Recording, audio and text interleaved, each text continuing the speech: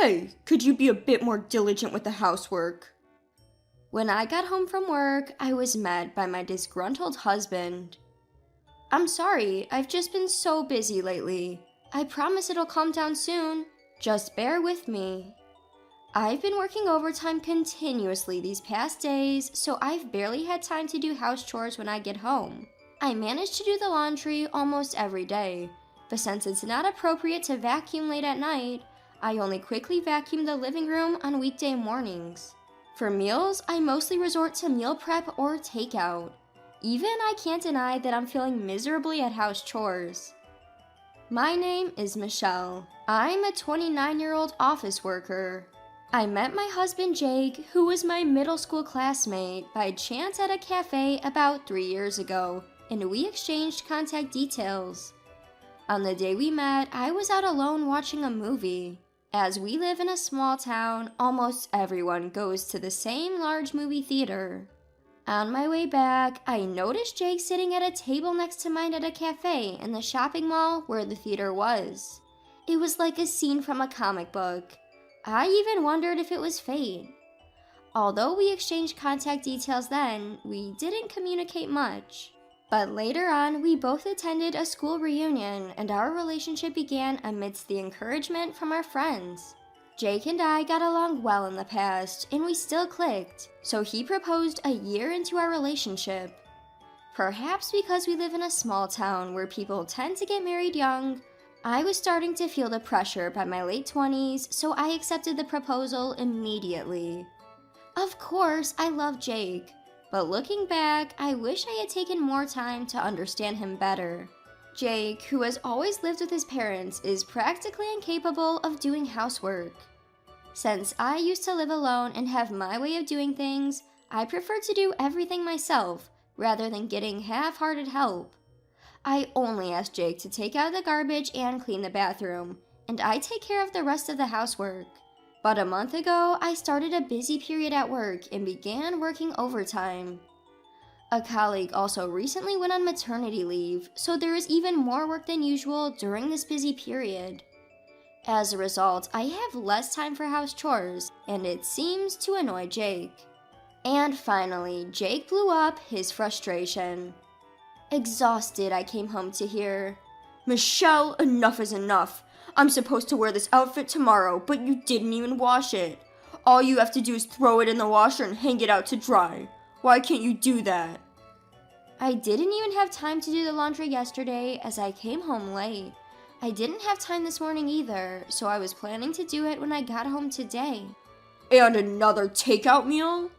Today, I worked late again, and when I brought home some takeout, that's what he said. I apologized, but Jake didn't seem to cool down. I mean, seriously, I'm tired too when I come home, and this is how you treat me? Jake sighed heavily as he spoke. Hearing that, I felt my blood boil. Excuse me? Then why don't you help out with the chores a little? As you said, all you have to do is throw it in the washer and hang it out to dry, right? If it's that easy, why don't you do it yourself? And you could bring dinner once in a while, couldn't you? It's not like you're supporting me financially, we're splitting the bills, and I'm doing all the chores you can't do, so stop complaining. Although I blurted it out, part of me felt relieved for speaking up. But of course, Jake didn't feel the same way. Is that how a wife should talk? That comment made me see red again. What do you mean? I would do that if I were a stay-at-home wife. But if I quit my job, wouldn't it be hard to live on your salary alone? We talked about not quitting my job when we married, and you agreed, didn't you? And we also agreed to help each other out when things get busy, didn't we? With that, Jake heaved a sigh. That's so Michelle of you. If you're so keen on working, why not work by yourself? Women really should be keeping the home in order. Unlike you, Michelle, my girlfriend helps with the household chores, keeps the house spotless whenever I visit, and even made a homemade cake last time.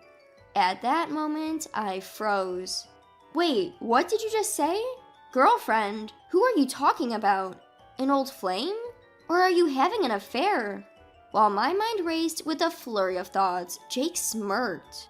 You've aged, you know. She's stunning, and what's more, she's the CEO's daughter. Her parents even endorse our relationship, and they asked if I'd be interested in succeeding the CEO. And then, shockingly, Jake produced divorce papers. That's why, fill these out. I'll be leaving tomorrow. Caught off guard, my mind was stuck in disbelief. Hold on a minute. Jake, are you saying you're having an affair? And you're divorcing me to marry your mistress? Jake laughed mockingly. That's right. I'll even pay whatever you want. I'm the future CEO after all. You think I'll just accept this and sign the papers? I retorted, but Jake remained unfazed. So, you want to keep living like this? You think life with me, who has lost affection for you and yourself, worn out by work and chores, is enjoyable? I stuttered, unsure of what to say. He was right, though. Our loveless relationship was only causing stress. I thought about it long and hard, but I grew wary of thinking any more. I responded impassively, fine, but I'll file for divorce once I've sorted things out, like asset division and alimony. I'm too busy with work right now, so you'll have to wait. Jake, looking exasperated, replied, Yeah, always putting work first. I'll leave the papers here. Let me know when you file them. He then left the living room for the bedroom. Some time passed, work settled down, and I found a lawyer through a friend's recommendation. The lawyer, who specialized in divorce, listened to my story, and we decided to demand more alimony than average. I had anticipated Jake to negotiate the price, but surprisingly, he agreed to the amount. Is it really true that he's being considered for the next CEO? I felt a pang of regret, but decided to let it go. If I'm getting a decent amount, I might as well go on a vacation alone and refresh myself. Half a month since Jake left the apartment, just as work was settling down and the alimony negotiations ended, the empty apartment started to feel lonely. I should move, I decided. There's no point in staying here. It's too big for one and feels hollow. Luckily, I can take time off work now, so I should move while I have the chance. I headed to a real estate agent and signed a lease for an apartment closer to my office. I moved a week later. I had to inform Jake about the move as the apartment was under his name. Immediately after, he called. Do you really think moving out of our memories-filled apartment is the right choice? Isn't it lonely living alone in a strange place? I'm sure you haven't forgotten me, so you might as well dwell in the past. Jake and his arrogance looked down on me and spoke with such condescension. Yes, dealing with these sudden events was tough, but as the days turned into weeks, I found myself getting angrier. I realized I had no affection left for Jake. No matter how much I told him that I've moved on, Jake only responded with conceited remarks like, Stop hiding it, or don't play tough. I was so annoyed by the conversation that I firmly said, Could you just pay the alimony soon? Once you do, I can file the divorce papers. Yeah, got it. I'll pay within this week, so prepare the divorce papers. My girlfriend's parents say we should live together only after we're officially married, so I'm living in a hotel now. Quit my job too, currently in a recharging phase, I suppose. Apparently, Jake had quit his job since moving out to prepare for his career change. And then he said he wants to submit the marriage license, have a grand wedding, and start their newlywed life in the mansion owned by his mistress's father. He's in a hurry to submit the marriage license. He also said that the meeting between the two families has already happened, but something about his story feels off. Jake's parents are dependable people, and it's odd to think they would go along with the meeting for a second marriage, even before the divorce is finalized. I asked Jake, but his answer was vague, so the truth remains unknown. Well, maybe Jake's parents also hope for his remarriage with the president's daughter more than I do. I thought I had built a reasonably good relationship with my in-laws, so this was somewhat saddening. But it doesn't matter anymore. I told him I'll contact you once I submit the divorce papers and hung up the phone. A few days later, having received the alimony, I submitted the divorce papers. This officially ends my tie with Jake. When I contacted him, he responded with a flustered, "Understood." Judging from the way he spoke last time, he will probably remarry soon. The next day, for a change of pace, I went shopping at a mall. Unexpectedly, I bumped into Jake. As I was walking around the mall, someone called out to me from the front. Michelle, have you aged again? You're really looking like an old hag now. When I looked up at hearing these words, it was Jake. This shopping mall is the largest one around here. It's where Jake and I once reunited, where the movie theater is located. I cursed my bad timing. Jake laughed in a mocking way, said, Today, I got remarried to Olivia, the president's daughter. Unlike you, she's beautiful and the best wife. As soon as he said this, a woman carrying shopping bags approached Jake. So this is the famous president's daughter. She's certainly beautiful. But as I looked at her, thinking her name sounded familiar, our eyes met. She also seemed a bit surprised. Could it be? While I was watching her, Jake, oblivious, continued talking. Olivia's family owns the company that you know. Ignoring Olivia's murmuring, "Let's go," Jake informed me about Olivia's family. I'm going to be the next president of the company. Can you believe it? The moment Jake said this, I couldn't help but burst into laughter. Jake, with a blank look on his face, and Olivia avoiding my gaze. So, you've remarried already. Good for you. You got a beautiful wife. She doesn't look like she's the same age as me at all. When I said this, Jake looked puzzled. Of course he would. I had mentioned the age of his new wife without him telling me. I continued laughing. Ah, my condolences. And then I turned my back to Jake and started walking. However, Jake, ignoring Olivia's attempts to stop him, chased after me. Michelle, what does this mean? You know her? I told him about the high school we both attended. We were classmates. Well, you wouldn't recognize her by her face. Jake was astonished. It's good you got a beautiful wife, but she'd better be after all the money she spent on plastic surgery. In fact, Olivia and I were high school classmates. I didn't recognize her at first by her face, but when Jake talked about Olivia's family, it clicked. I've always disliked Olivia, who flaunted her wealth. I was somewhat prominent back then due to my achievements in the sports club, and it seems Olivia didn't like that. She used to pick on me, saying that I lacked femininity because I was in the sports club, and a lot more. Olivia had this habit of belittling others, which led many of our classmates to despise her. At our recent reunion, Olivia, who had not attended, became the talk of the day. Apparently, she'd had plastic surgery to deal with her facial complex and was now a regular on the party scene.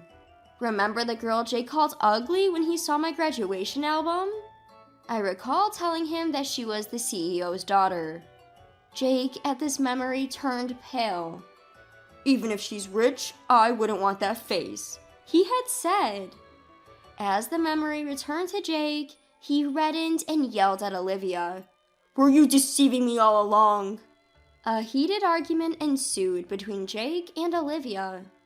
From their argument, it seemed they had met at one of these parties, and Olivia was completely infatuated with Jake.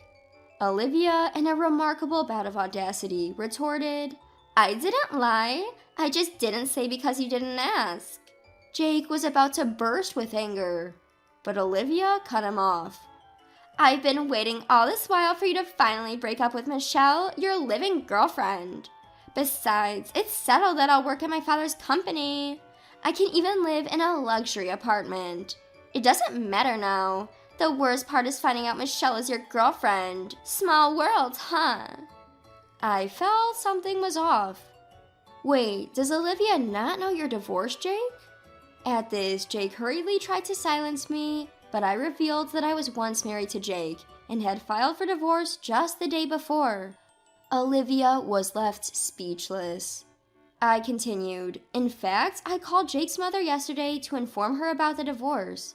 She told me she had no knowledge of any remarriage, let alone meeting Olivia's parents. I had thought of identifying Jake's mistress and claiming damages from her, but since Jake agreed to a higher compensation than market rate, I didn't bother looking into his affair.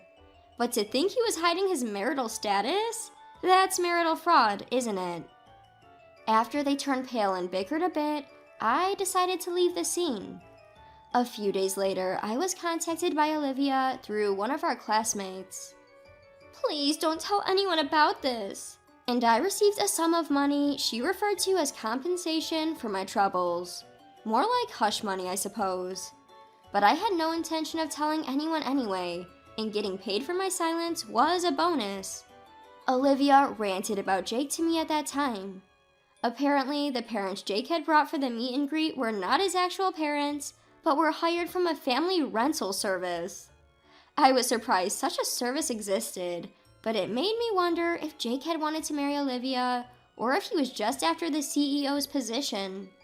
Though Olivia was in love with Jake, it remained a question whether Jake was attracted to Olivia's looks and status. Olivia, who had since begun her marital life, could not do household chores at all, and this realization enraged Jake. Her cleaned house and homemade cakes were all the work of her housemaid. In the end, Jake and Olivia divorced almost immediately, and Jake was sued for marital fraud.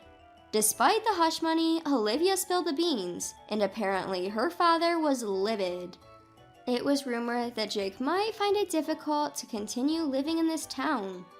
Now, he was living in a cheap apartment, working day and night, and he was at his breaking point. He asked me to return the divorce settlement. I responded, "What? You must be joking. I have zero intentions of helping you. Never contact me again," and hung up. Since then, I used my accumulated paid leave for a personal recharge period. I took a trip on my own and experienced new things. There were wonderful encounters, and I have a feeling that my life ahead will be exciting.